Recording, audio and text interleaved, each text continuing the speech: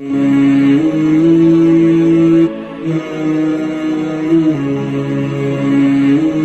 forget, like, subscribe and share to the famous scholar Mufti Inamullah Khalid. وہ داماد نبی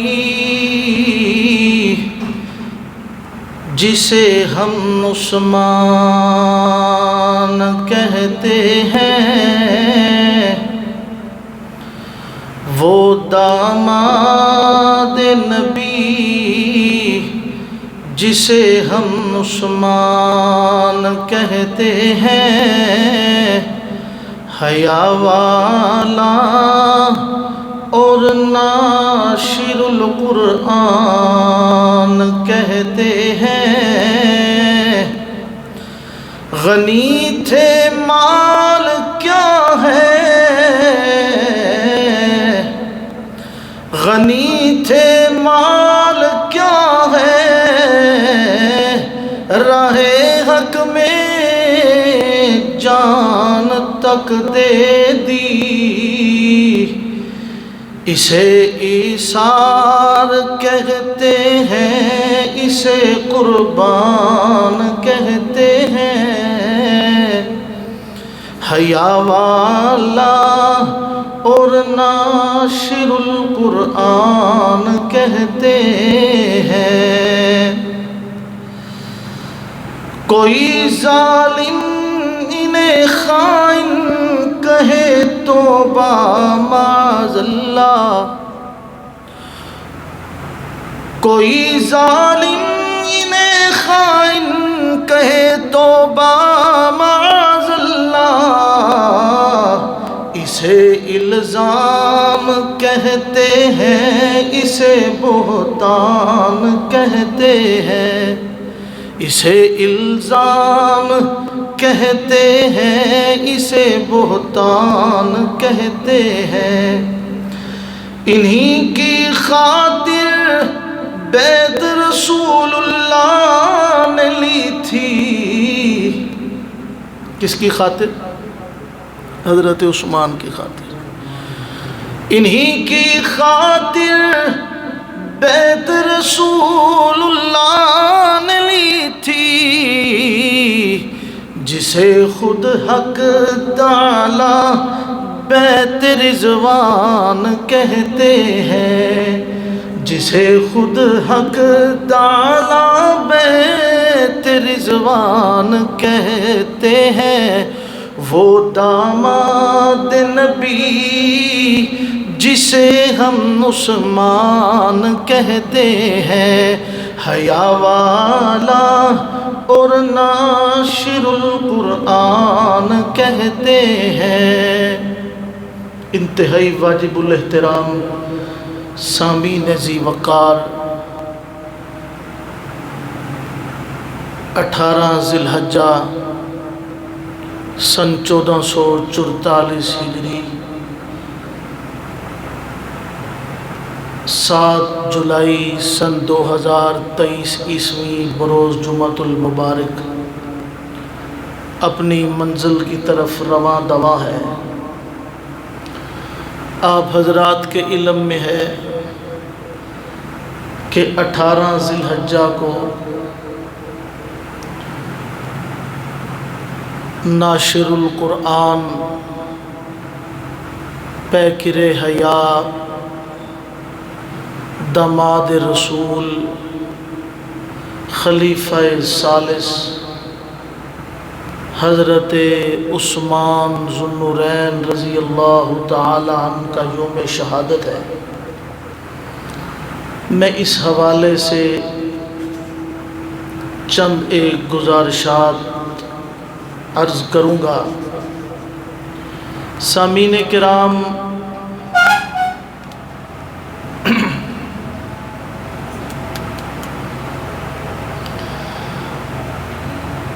آپ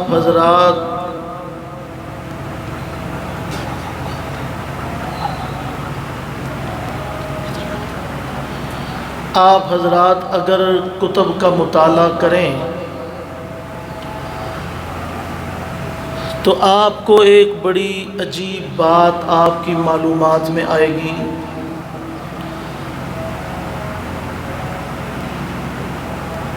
وہ یہ کہ جناب محمد رسول اللہ صلی اللہ علیہ وسلم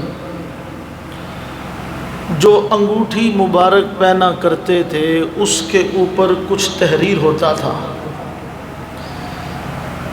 اس کے اوپر کیا لکھا ہوتا تھا؟ محمد الرسول اللہ۔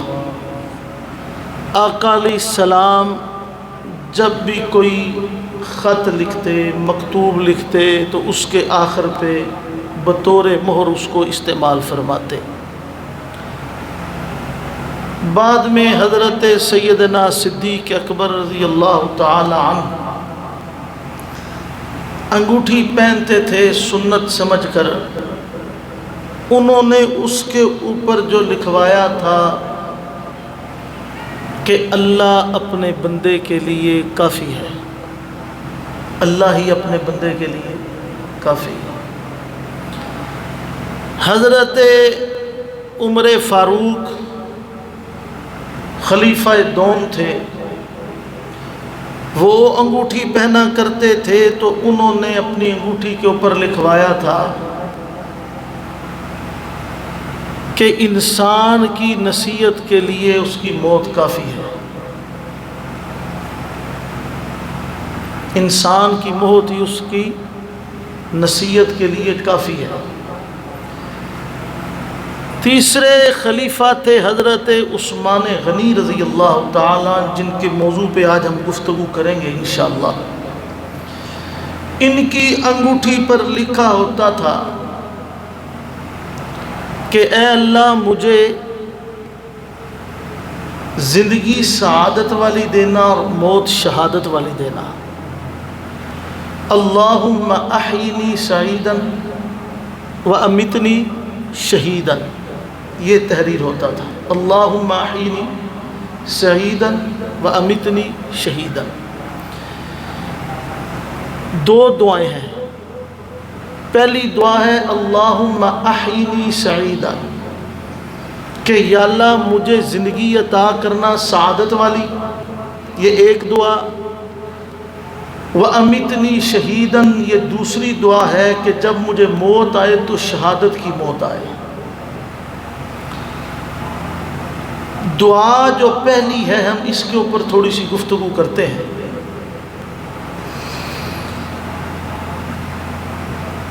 اللہم احینی سعیداً، کہ مجھے سعادت والی زندگی عطا فرما۔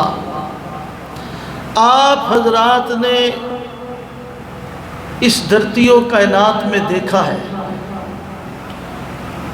کہ کسی آدمی کو اگر اس دنیاوی لحاظ سے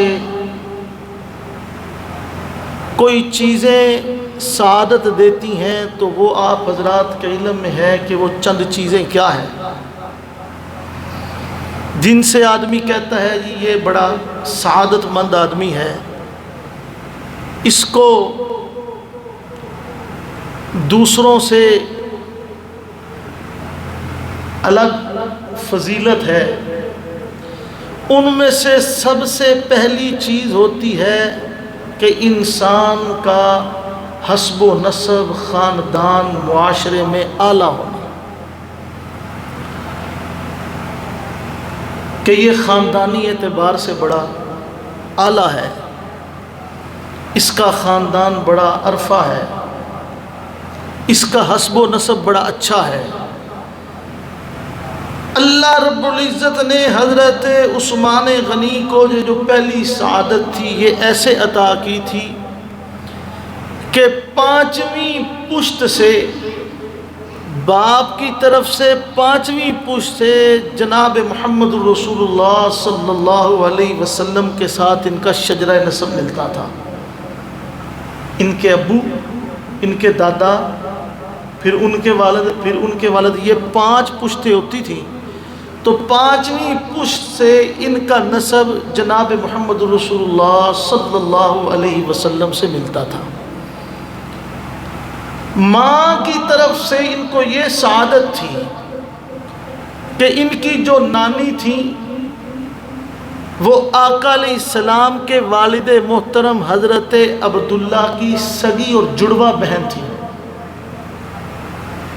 ان کی نانی آقا علیہ السلام کے والد محترم جناب حضرت عبداللہ کی بہن سگی اور جڑواں بہن تھی۔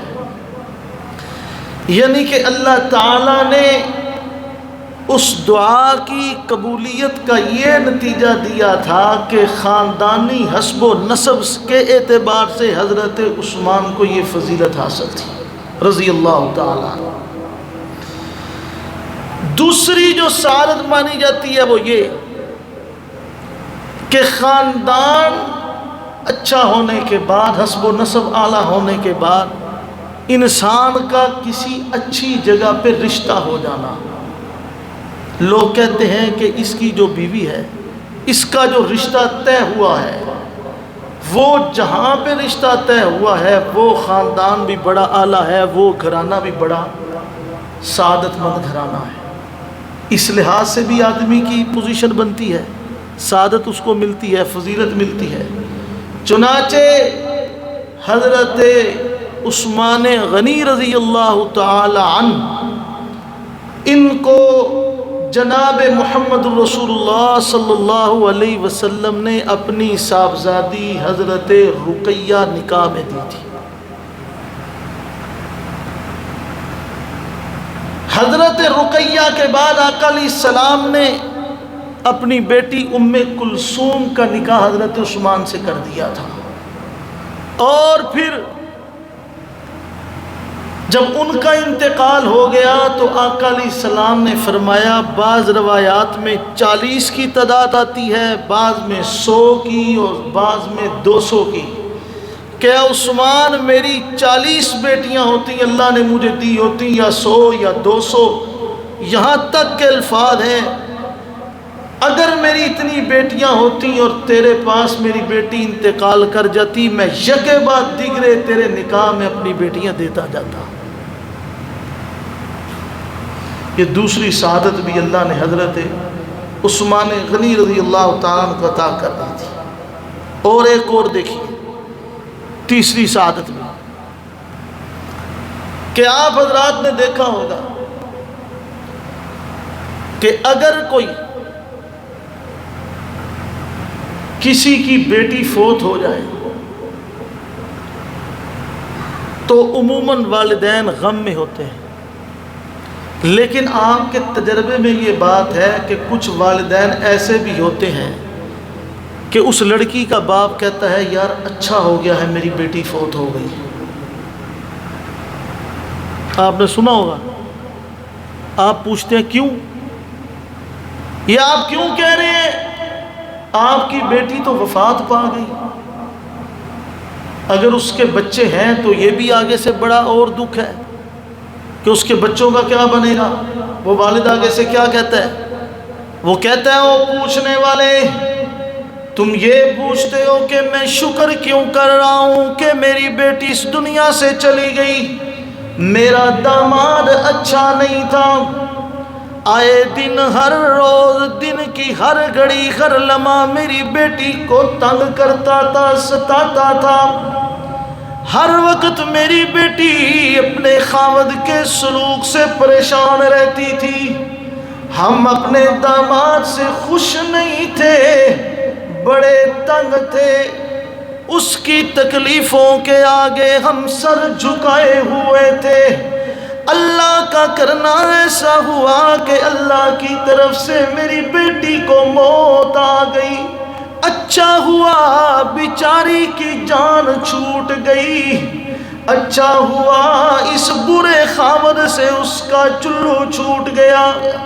وہ خاوند کی تکلیفوں کو برداشت کرتی رہتی، نہ جانے کہاں تک یہ زندگی چلتی، لیکن میں قربان جاؤں حضرت عثمان ابن عفان کی سیرت پر کہ حضرت کی ایک بیوی کا انتقال ہوا، حضرت رقیہ کا رضی اللہ تعالی عنہ، جو آقا کی صاحبزادی ہیں، اور ان کا انتقال کیسے ہوا؟ 17 رمضان المبارک آقا علیہ السلام غزوہ بدر پہ تشریف لے گئے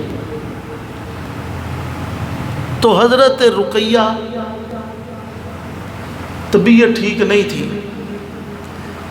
حضرت عثمان غنی آقا علیہ السلام نے فرمایا کہ آپ کہاں جا رہے ہو؟ فرمایا حضور اسلام کا پہلا غزوہ ہے، آپ کے ساتھ جا رہا ہوں،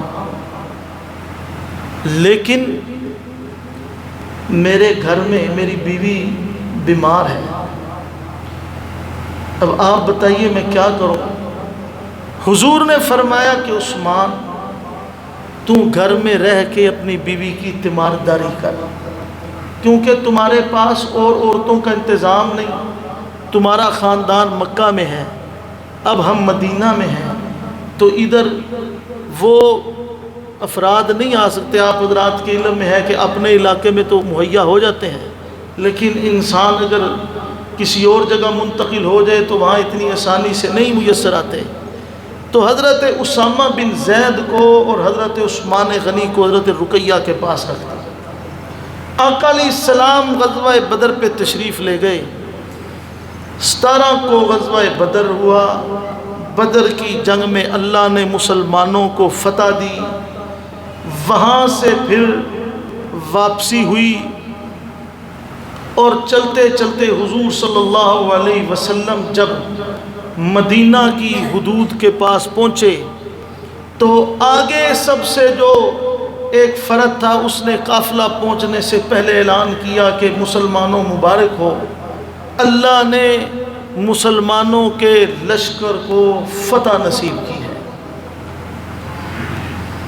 جب یہ اعلان ہو رہا تھا حضرت اسامہ بن زید کے کان پہ جب یہ بات پڑی، حضرت اسامہ بن زید، زید بن حارثہ کے بیٹے جو آقا علیہ السلام کے پاس رہا کرتے تھے، وہ اعلان سن کے بھاگے. آقا علیہ السلام نے جب دور سے دیکھا کہ اسامہ بن زید بھاگتا ہوا آ رہا ہے، آقا علیہ السلام کے پاس پہنچے. آقا علیہ السلام سے سلام ہوئی. آقا علیہ السلام نے سلام کے بعد دوسری بات کی، فرمایا اسامہ بتانا میری بیٹی رقیہ کا کیا حال ہے. جب حضرت اسامہ نے یہ بات سنی تو حضرت اسامہ کی آنکھوں سے آنسو جاری ہو گئے. دست بدستہ درخواست کرنے لگے، یا رسول اللہ، اللہ کی رضا پہ راضی ہو جائیے. اللہ کے رسول، اللہ کی جو رضا تھی ہمیں اسی پہ راضی ہونا ہے. حضرت اسامہ بن زید فرمانے لگے، یا رسول اللہ، آج ہی حضرت رقیہ کا، آپ کی صاحبزادی کا، حضرت عثمان کی اہلیہ کا انتقال ہوا. ہم بقیع کے قبرستان میں ان کی تدفین کر رہے تھے، جنازہ پڑھ چکے ہیں. میں نے یہ اعلان سنا، میں بھاگتا ہوا آپ کی خدمت میں آ گیا. آقا علیہ السلام وہاں سے چلتے گئے، مسجد میں نہیں گئے. مسجد میں جانے کے بجائے سیدھا بقیع کے قبرستان میں چلے گئے. جنت البقیع میں پہنچے، دیکھا کہ حضرت عثمان قبر پہ مٹی ڈال چکے ہیں اور کچھ ڈال رہے ہیں. آقا علیہ السلام کو دیکھا، یا رسول اللہ، رقیہ اللہ کے پاس چلی گئی، ہمیں چھوڑ گئی، اس کا وقت اتنا ہی تھا. آقا علیہ السلام قبر کے پاس پہنچے. حضرت عثمان ذو النورین نے عرض کی، یا رسول اللہ، اجازت ہو تو میں قبر سے مٹی اٹھا لیتا ہوں، آپ کو آپ کی بیٹی کا چہرہ دکھا دیتا ہوں. آقا علیہ السلام نے فرمایا، نا، اب جب ایک دفعہ قبر بند ہو گئی تو اب اس کو کھولنا نہیں. آقا علیہ السلام قبر کے پاس آئے. آقا علیہ السلام کی آنکھوں میں آنسو تھے. جو زاروں کی تار بہ رہے تھے، آقا علیہ السلام نے ہاتھ اٹھائے آسمان کی طرف دیکھ کے فرمانے لگے، یا اللہ تو جانتا ہے نا میری اس بیٹی نے کتنی مشقتیں اٹھائی تھی، اللہ جی جب اس کی ماں اس دنیا سے گئی تھی، یہ تیری راہ میں ہجرت کر کے حبشہ کی طرف گئی ہوئی تھی، اس کی ماں اس کی جدائی میں روتی تھی کہ میں تو دنیا سے جا رہی ہوں، ہائے میری بیٹی رقیہ میرے پاس نہیں، لیکن میں اللہ کی رضا پہ راضی ہوں۔ اللہ جی جب ماں دنیا سے گئی تھی یہ ماں کے پاس نہیں تھی، آج میری بیٹی یہ خود دنیا سے چلی گئی، آج اس کا میں باپ محمد رسول اللہ پاس نہیں تھا، اے اللہ میں اس کو تیرے سپرد تیرے حوالے کرتا ہوں، اب تو جان اور یہ میری بیٹی رقیہ جانے۔ وہاں سے حضور مسجد نبوی میں پھر واپس تشریف لائے اور اللہ کے ہاں سر بسجود ہوئے کہ اللہ نے قافلے کو فتح نصیب فرمائی تھی۔ اور اس کے بعد چوتھے نمبر پر جو رب العالمین نے حضرت عثمان غنی کو سعادت عطا فرمائی تھی، آپ حضرات نے دیکھا ہوگا کہ معاشرے میں لوگ اس کو بڑا سعادت مند سمجھتے ہیں جس کے پاس سرمایہ بڑا ہوتا ہے، جس کے پاس دولت اور پیسہ زیادہ ہوتا ہے۔ رب العالمین نے حضرت عثمان غنی کو بڑا مال عطا کر رکھا تھا، اللہم احینی سعیدا، حضرت عثمان غنی کی دعا تھی اللہ مجھے سعادت والی زندگی عطا کرنا۔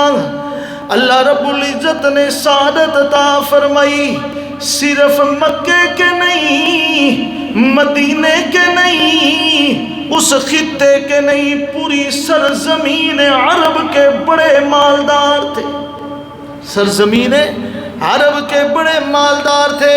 روایات میں آتا ہے کہ 300 ملازم حضرت کے سرمایہ کا حساب کتاب رکھا کرتے تھے، کاروبار کو 300 ملازم سنبھالا کرتے تھے۔ اللہ رب العزت نے ایک اور سعادت عطا فرمائی کہ انسان امیر تو ہوتا ہے، مالدار تو ہوتا ہے، لیکن دل بڑا کسی کسی کے پاس ہوتا ہے۔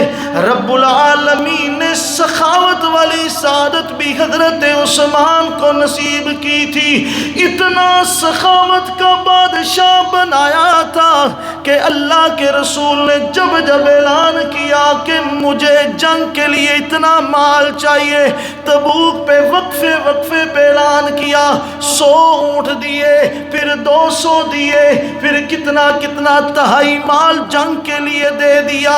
اگر آقا علیہ السلام نے کسی اور موقع پر اعلان کیا تو اتنے درہم اتنے دینار حضرت عثمان غنی نے آقا علیہ السلام کی گود میں ڈال دیے کہ حضور مسجد کے ممبر پہ تشریف فرمائے، یوں اس طرح ہم درہم اور دنانیر کو اٹھاتے ہیں، یوں اٹھاتے ہیں، ان کو ایسے کرتے ہیں اور مسکرا کے کہتے ہیں اللہ تیرے عثمان نے تیرے پیغمبر کو خوش کر دیا ہے، اللہ تو میرے عثمان کو خوش کر دے، اللہ میں تیرا رسول اس کے ساتھ راضی ہو گیا ہوں، تو عثمان کے ساتھ راضی ہو جا۔ اور ایک اور بات کہ جب حضرت رقیہ کا انتقال ہوا تھا نا تو حضرت عثمان غنی پریشان رہتے تھے۔ آقا علیہ السلام نے پوچھا عثمان پریشان کیوں ہو؟ حضرت عثمان عرض کرنے لگے یا رسول اللہ میرا اور آپ کا دنیاوی رشتہ، آپ میرے سسر تھے، میں آپ کا داماد تھا، وہ ختم ہو گیا، میری بیوی کا انتقال ہو گیا، میں پریشان رہتا ہوں کہ یہ سعادت جو میرے حصے میں تھی یہ ختم ہو گئی۔ آقا علیہ السلام نے فرمایا عثمان پریشان نہ ہو، میں اپنی بیٹی ام کلثوم کا نکاح تیرے ساتھ کر دیتا ہوں۔ آگے اور جملے سنیے، آقا علیہ السلام نے حضرت عثمان سے فرمایا عثمان یاد رکھنا رقیہ کا نکاح میں نے تیرے ساتھ کیا تھا، میری ام کلثوم کا نکاح اللہ نے تیرے ساتھ کر دیا ہے، وہ میری مرضی سے تھا میں نے کیا ہے، یہ اس میں میرے اللہ کی مرضی ہے، یہ نکاح میرے اللہ نے کر دیا۔ یہ حضرت عثمان غنی کی سعادت تھی، جو وہ دعا لکھی تھی کیا؟ اللہم احینی سعیدا، اے اللہ مجھے زندگی سعادت والی عطا کرنا۔ اور دنیا میں ایک اور سعادت سمجھی جاتی ہے کیا؟ کہ انسان اللہ کا گھر بنا دے، مسجد تعمیر کر دے۔ اسلام کی سب سے پہلی مسجد، اس کا کیا نام ہے جی؟ مسجد قباء، سب سے پہلی مسجد، اس کی تعمیر حضرت عثمان غنی نے کی تھی۔ یہ بھی سعادت حضرت عثمان غنی کے حصے میں آئی۔ اس کے بعد مسجد نبوی کی پہلی زمین حضرت سیدنا صدیق اکبر رضی اللہ تعالیٰ عنہ نے لی تھی، لیکن اس کے بعد پھر جتنی توسیع ہوئی وہ بھی حضرت عثمان غنی نے کرائی، اور اپنے دور خلافت میں 2 یا 3 دفعہ اپنی جیب سے مسجد نبوی کی توسیع حضرت عثمان غنی نے کی۔ یہ بھی سعادت رب العالمین نے حضرت عثمان غنی کے حصے میں رکھی۔ اور ایک انوکھی سعادت وہ کون سی؟ آقا علیہ السلام نے ایک دفعہ فرمایا عثمان کیا تم جانتے ہو کہ یہ جو ساری دنیا ہے یہ جنت کی طالب ہے، یہ جنت کو طلب کرتی ہے، نماز پڑھ رہے ہیں، روزے رکھ رہے ہیں، شہید ہو رہے ہیں، اعمال کر رہے ہیں کہ اللہ ان کو جنت عطا فرما دے۔ او صحابہ یاد رکھنا میرا عثمان پوری امت میں سے واحد وہ فرد ہے جس نے جنت کو خرید لیا ہے، جس نے پیسوں سے جنت خرید لی ہے۔ اللہ نے اس کو اتنی دولت عطا کی تھی اور اس نے دولت کو اتنا بے دریغ اللہ کی راہ میں خرچ کیا ہے کہ رب العالمین نے کہا او میرے پیارے پیغمبر عثمان کا دولت خرچ کرنا ہماری راہ میں اتنا پسند آیا کہ ہم نے جنت عثمان کے نام کر دی۔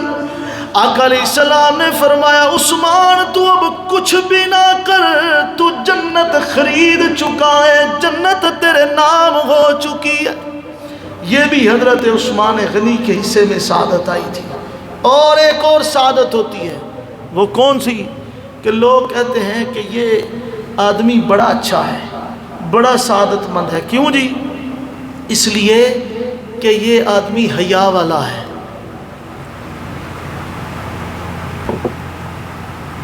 یہ کیا ہے؟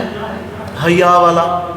اس کی آنکھوں میں بڑی حیا ہے، اس کے کردار میں بڑی حیا ہے، اس کی گفتار میں بڑی حیا ہے، اس کے چلنے پھرنے اٹھنے بیٹھنے میں بڑی حیا ہے۔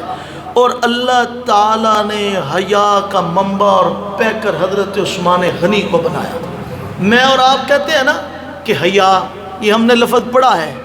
اگر حیا کی کوئی چلتی پھرتی تصویر دیکھنی تھی تو حضرت عثمان غنی رضی اللہ تعالیٰ، وہ کسی نے کہا نا کہ اگر کوئی حیا کا دیوان لکھے گا تو لازم ہے کہ وہ سیرت عثمان لکھے گا، وہ لازم ہے کہ سیرت عثمان لکھے گا۔ آقا علیہ السلام تشریف فرمائے. آپ نے کئی دفعہ واقعہ سنا ہے، میں اس کی تفصیل میں نہیں جانا چاہتا ہوں، مختصر عرض کر رہا ہوں. آقا علیہ السلام تشریف فرماتے، آقا علیہ السلام کی صرف اتنی سی پنڈلیاں ننگی تھیں. حضرت عثمان غنی آئے، آقا علیہ السلام نے فوراً اپنی ٹانگیں سمیٹ لی اور اپنی پنڈلیوں کے اوپر کپڑا کر لیا. پاس بیٹھے ایک صحابی نے عرض کی، یا رسول اللہ ایک درخواست ہے. بولو پیارے کیا بات ہے؟ وہ غلام کہنے لگا، یا رسول اللہ آپ کے خلیفہ بلا فصل ثانی اثنین اذ ہما فی الغار، آپ کے یار غار تشریف لائے، آپ نے انداز نہیں بدلا. فاروق اعظم جن کو آپ نے دعائیں کر کر کے مانگا وہ تشریف لائے، آپ نے انداز نہیں بدلا. آپ کے بھائی حضرت علی تشریف لائے، آپ نے انداز نہیں بدلا. آقا کیا وجہ ہے کہ عثمان آئے ہیں؟ آپ نے اپنی ٹانگوں کو بھی سمیٹ لیا ہے، ٹانگیں مبارک سمیٹ کر اوپر اپنا کپڑا بھی ڈال دیا ہے. وجہ کیا ہے؟ آقا علیہ السلام مسکرا کے کہنے لگے، او پوچھنے والے سنو، میرا عثمان بہت زیادہ حیادار ہے. میں اگر اپنی ٹانگوں کے اوپر کپڑا نہ دیتا، اپنی پنڈلیوں کے اوپر کپڑا نہ رکھتا، حیا کی وجہ سے عثمان سے کوئی بات نہیں ہونی تھی، اس کی زبان پہ کوئی حرکت نہیں آنی تھی، اور میں صرف محمد مصطفیٰ اس کا حیا نہیں کرتا، آسمان اور عرش معلیٰ کے فرشتے بھی عثمان کا حیا کرتے. اللہم احیینی سعیدا، اے اللہ مجھے سعادت والی زندگی عطا کرنا. اور حضرت عثمان کو یہ جو ذوالنورین کہتے ہیں نا، یہ آپ حضرات نے جو سنا ہوگا یا آپ کے علم میں ہوگا اکثر و بیشتر اللہ ماشاءاللہ، کہ حضرت عثمان کو ذوالنورین اس لیے کہتے ہیں کہ ان کے نکاح میں حضور کی 2 بیٹیاں تھیں. اس وجہ سے نہیں کہتے حضرت عثمان کو ذوالنورین، اس وجہ سے نہیں کہتے. حضرت عثمان کو ذوالنورین اس وجہ سے کہتے ہیں کہ ان کی زندگی میں 2 ایسے واقعات ہوئے ہیں جو کسی کی زندگی میں نہیں ہوئے. یہ سعادت بھی حضرت عثمان کو اللہ نے عطا فرمائی. کیا آپ حضرات نے سنا کہ رب العالمین نے پہلے ایک بیٹی حضرت عثمان کے نکاح میں دی، پھر دوسری بیٹی حضرت عثمان کے نکاح میں دے دی. پھر جب دوسری کا انتقال ہو گیا، علیہ السلام نے فرمایا، عثمان اللہ نے مجھے 40 یا 100 یا 200 بیٹیاں بھی دی ہوتی، میں یکے بعد دیگرے تیرے نکاح میں دیتا جاتا. پھر حضرت عثمان غنی کو رب العالمین نے یہ بھی شرف عطا کیا. 2 جگہ ایسی تھی جہاں پہ حضرت عثمان غنی نے ہجرت کی. ایک ہجرت حضرت عثمان غنی نے حبشہ کی طرف کی تھی، دوسری ہجرت حضرت عثمان غنی نے مدینہ المنورہ کی طرف کی تھی. پھر 2 ایسے واقعات آئے جہاں پہ حضرت عثمان غنی موجود نہیں، حاضر نہیں، شریک نہیں، لیکن اللہ کے پاک پیغمبر اور اللہ نے کہا، عثمان اگرچہ تم یہاں نہیں ہو، اگر تم یہاں پہ شریک نہیں ہو، تم حاضر نہیں ہو، تم اس جگہ سے بڑی دور ہو، لیکن اللہ اور اس کے رسول کا فیصلہ ہے کہ تم یہاں پر ہی موجود ہو. تو تم اس جگہ پر ہی حاضر ہو، تم ان قافلے والوں کے ساتھ شریک ہو۔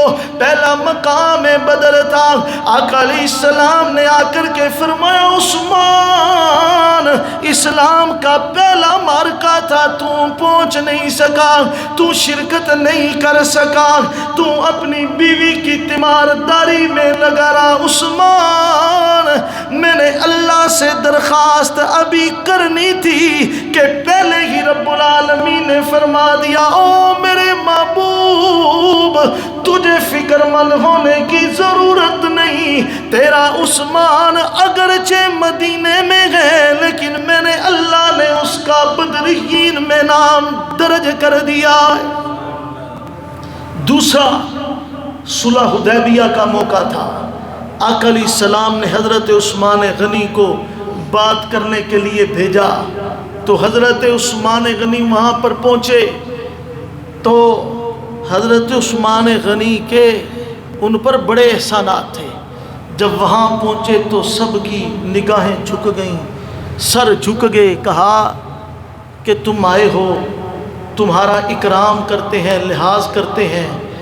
وہ بیت اللہ شریف ہے، اس کا جی بھر کے طواف کرو، وہ مقام ابراہیم ہے، وہ حجر اسود ہے، اس کے بوسے لو اور اپنا احرام کھولو، عمرہ پورا کرو اور چلے جاؤ، لیکن ہم محمد مصطفیٰ صلی اللہ علیہ وسلم کو آنے کی اجازت نہیں دیں گے۔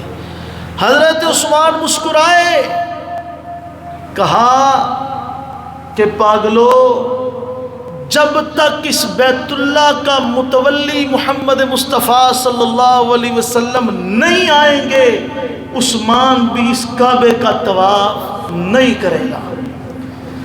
آقا علیہ السلام کے پاس خبر پہنچی، انہوں نے حضرت عثمان کو گرفتار کر لیا، پکڑ لیا، روک لیا۔ کسی نے خبر پہنچا دی کہ عثمان کو قتل کر دیا گیا ہے، شہید کر دیا گیا ہے۔ آقا علیہ السلام کے کانوں پہ یہ بات پڑی، ذرا توجہ کیجئے گا۔ وہ پیغمبر، وہ اللہ کا نبی کہ جو ہر کسی کو معاف کر دیتا ہے، جو بدلہ نہیں لیتا، لیکن حضرت عثمان غنی کی جب خبر پہنچی، آقا علیہ السلام جلال میں آگے فوراً اعلان کیا، او میرے جان نثاروں، جن کی طرح 1400 سے لے کے 2000 تک لکھی ہوئی ہے، 1400 صحابہ موجود ہیں، جی یا رسول اللہ، فرمایا ہم اس وقت تک یہاں سے نہیں جائیں گے جب تک عثمان کے خون کے ایک ایک قطرے کا بدلہ نہیں لے لیں گے، ایک ایک قطرے کا بدلہ نہیں لے لیں گے۔ سب کی موت کی بیعت کر رہے ہیں، آقا علیہ السلام کا دایاں ہاتھ نیچے، 1400 صحابہ نبوت کے ہاتھ پہ موت کی بیعت کر رہے ہیں۔ کس کے لیے؟ بولیے نا، حضرت عثمان کا بدلہ لینے کے لیے۔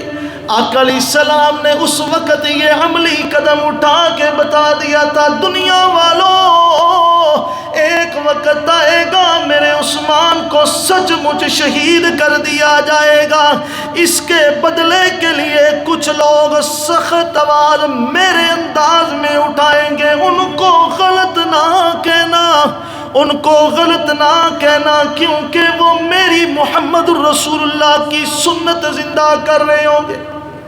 پھر شہید کیا گیا، اسی انداز میں آواز کو بھی بلند کیا گیا۔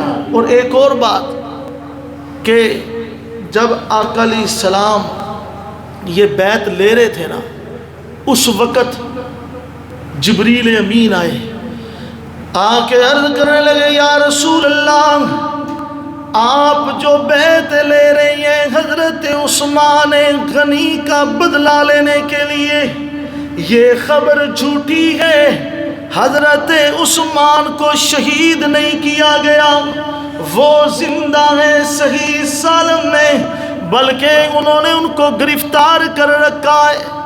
تو آقا علیہ السلام نے بیعت چھوڑی نہیں، بیعت کو جاری رکھا۔ بیعت کس لیے لے رہے تھے؟ کس لیے لے رہے تھے؟ کہ قتل کا بدلہ لینا ہے. اب خبر پہنچی ہے کہ وہ زندہ ہیں تو وہ بیعت جس مقصد کے لیے لے رہے تھے روک دینی چاہیے تھی نا، لیکن حضور نے روکی نہیں. حضور نے اعلان فرمایا لوگوں اگر میرا عثمان زندہ ہے تو بیعت جاری رہے گی، کیونکہ میں جب تک عثمان کو رہا نہ کروا لوں تب تک میں قدم بھی پیچھے نہیں ہٹوں گا. وقت آئے گا میرا عثمان 40 دن تک قید رہے گا، اس وقت بھی اس کے لیے جو تڑپے گا، جو کوڑے گا، کوشش کرے گا، وہ بھی میری محمد عربی کی سنت کو زندہ کرے گا. آقا علیہ السلام بیعت لے رہے ہیں. سب سے نیچے نبوت کا دایاں ہاتھ ہے، 1400 صحابہ کے ہاتھ نبوت کے ہاتھ کے اوپر ہے. جب رب العالمین نے یہ منظر دیکھا، رب العالمین نے یہ منظر دیکھا تو اللہ کی غیرت کو بھی جوش آیا. رب العالمین نے فوراً فرمایا، رب العالمین نے ارشاد فرمایا لقد رضی اللہ عن المؤمنین اذ یبایعونک تحت الشجرہ فعلم ما فی قلوبہم فانزل السکینۃ علیہم واثابہم فتحا قریبا. اے میرے پیارے محبوب، بے شک لام تاکید کا ہے، قد تحقیق کے لیے آتا ہے، رضیہ فعل ہے. جب یہ دونوں فعل کے اوپر داخل ہوتے ہیں تو لا شک بے شک کا معنی دیتے ہیں. لقد رضی اللہ، رب العالمین فرماتے ہیں کوئی شک نہیں، شک کی کوئی گنجائش نہیں، میں اللہ ان تمام کے ساتھ راضی ہو گیا ہوں. اور رب العالمین کی طرف سے جب یہ اعلان ہوئے، آقا علیہ السلام نے دیکھا اللہ تو ان کو بیعت رضوان کہہ رہا ہے، اللہ تو سب کے ساتھ راضی ہونے کا اعلان کر رہے. آقا علیہ السلام نے اپنا بایاں ہاتھ اٹھایا، بایاں ہاتھ اٹھا کر آقا علیہ السلام نے کہا لوگوں اگرچہ دکھنے میں یہ میرے محمد کا ہاتھ ہے لیکن میں اس ہاتھ کو عثمان کا ہاتھ قرار دے رہا ہوں اور میں عثمان کی طرف سے بیعت میں شریک ہو رہا ہوں. جب رب العالمین نے یہ منظر دیکھا مشیت اور جوش میں آئی تو رب العالمین نے فرمایا ید اللہ فوق ایدیہم، اور تم سارے مصطفیٰ کے ہاتھ میں بیعت کر رہے ہو، میں اللہ سب سے اوپر اپنا ہاتھ مصطفیٰ کے ہاتھ کے اوپر میں بھی وعدہ کر رہا ہوں. او میرے حبیب ایک وقت آئے گا جب لوگ تیرے اس پیارے ساتھی کو عثمان کو شہید کریں گے، میں اللہ وعدہ کرتا ہوں چن چن کے سب کو ہلاک اور برباد نہ کر دوں تو میں بھی تیرا خدا. وآخر دعوانا الحمدللہ. Thanks for watching Mufti Inamullah Khalid official YouTube channel.